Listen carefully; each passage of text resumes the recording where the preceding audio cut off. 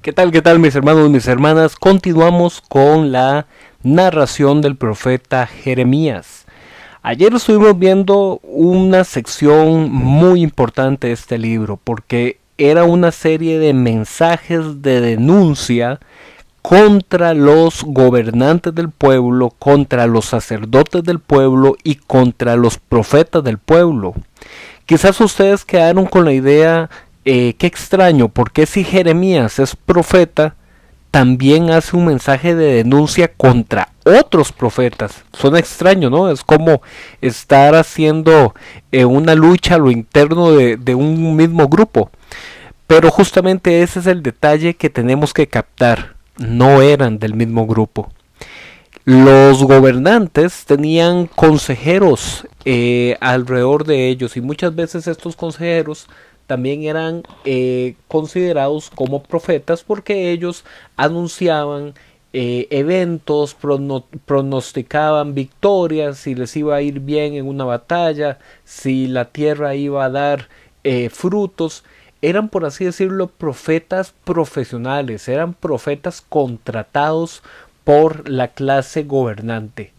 Y por otro lado está Jeremías, que él es un verdadero profeta de Dios porque él no habla lo que su imaginación y su corazón se inventan, sino que él habla la palabra que recibe de Dios.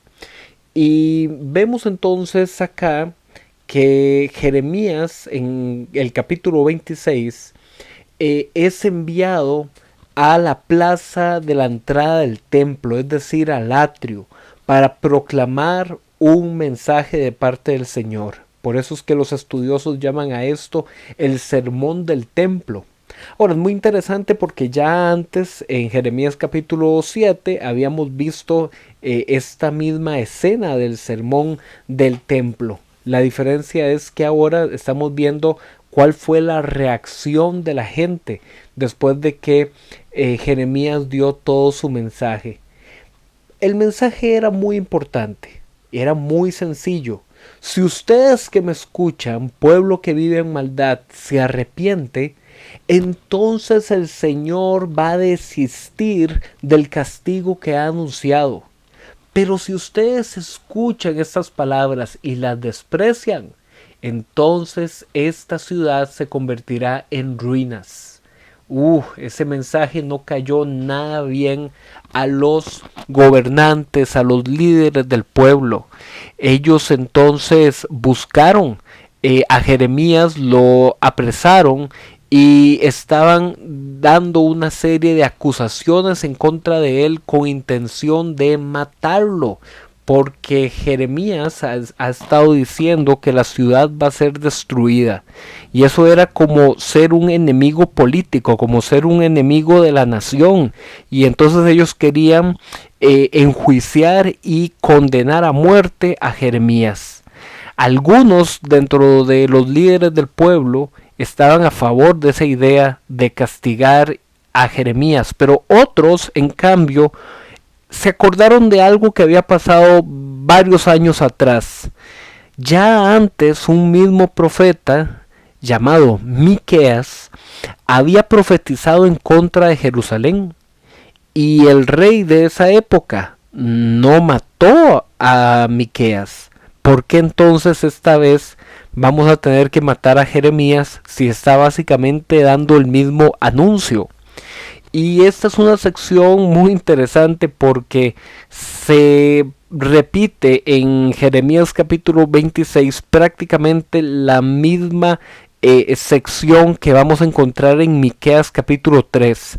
Esto es algo muy interesante porque es encontrar una porción del Antiguo Testamento citada dentro de otro libro del Antiguo Testamento. Lo cierto del caso es que aunque algunos usaron este ejemplo de Miqueas que anunció la desolación de Jerusalén y no lo mataron, usaron ese ejemplo como para decir, hey, no maten a Jeremías tampoco, den tiempo a ver qué va a pasar. Otros en cambio sacaron la historia de otro profeta que en la antigüedad también había anunciado juicio, pero él no corrió con la misma suerte, sino que tuvo que irse huyendo a Egipto. Incluso desde Egipto lo trajeron para terminar de castigarlo. Así es que parece que había división entre el pueblo respecto a qué hacemos con Jeremías, pero al final logró imponerse aquellos que lo defendían. En Jeremías capítulo 27 vemos que ahora Dios envía a Jeremías a hacer un acto simbólico.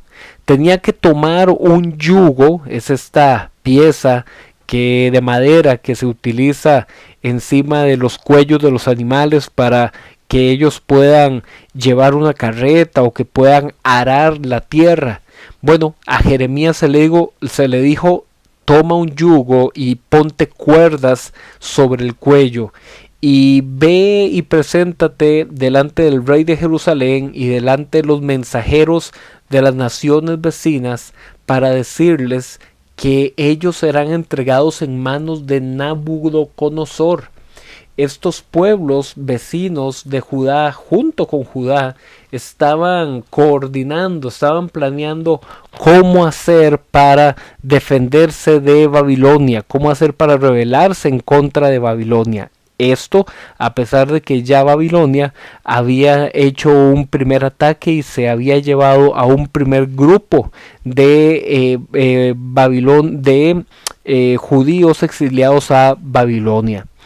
Entonces Jeremías les dice, vean, no luchen, ustedes ya han sido entregados por Dios como presa fácil para Nabucodonosor. Ustedes van a ser sometidos así como se someten las bestias con este yugo.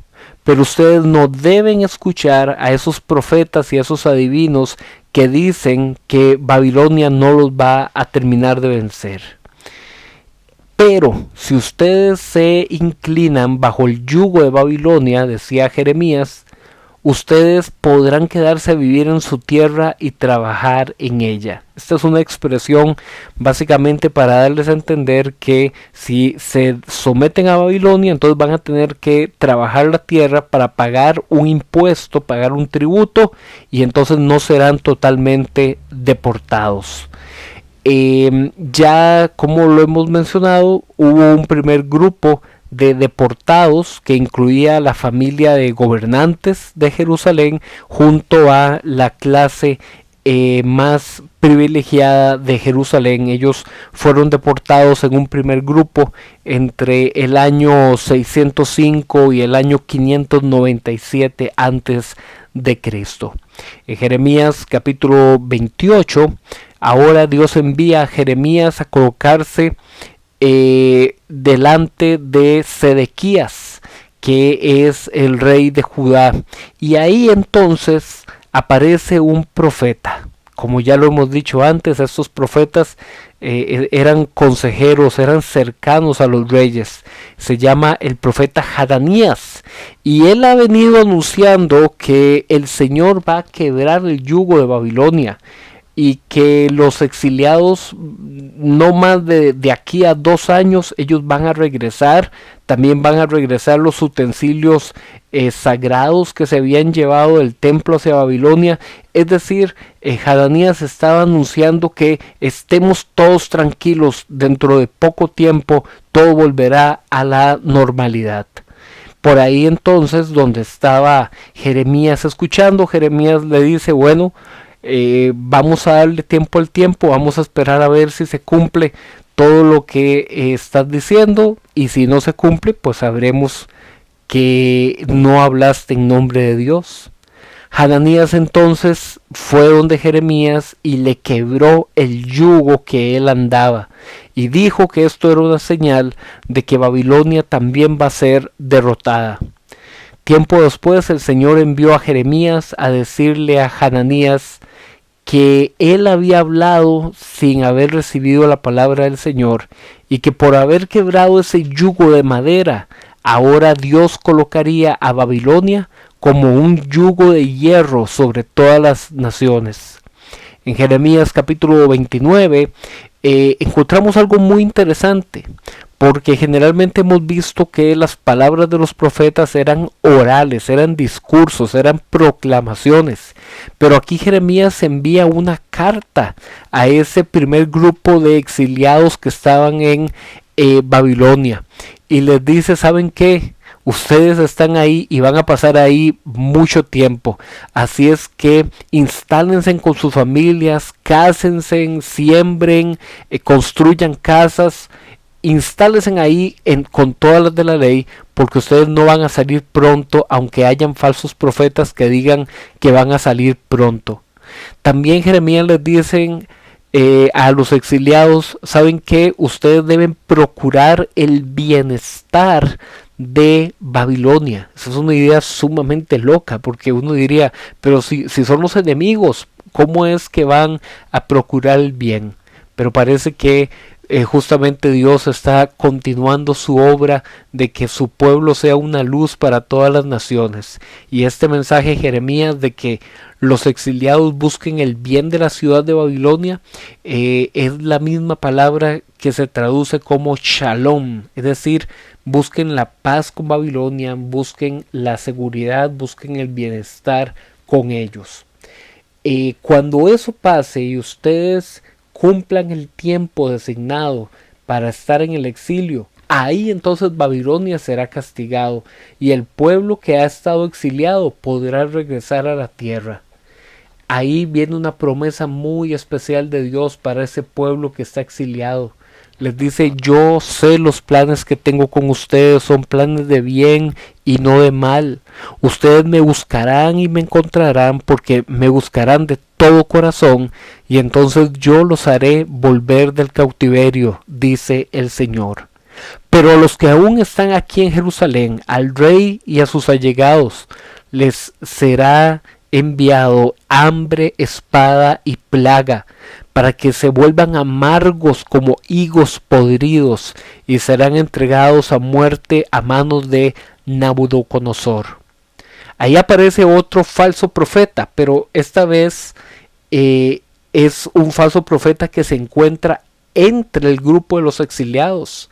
Se llamaba Semaías y Semaías respondió con otra carta y la envió hacia el sacerdote de Jerusalén para decirle que deberían castigar a Jeremías por anunciar que el exilio sería largo.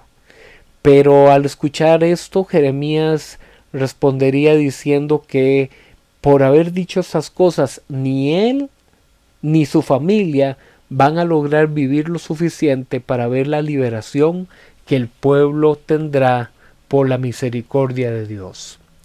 Mañana nos vemos con un pasaje sumamente importante en este libro de Jeremías.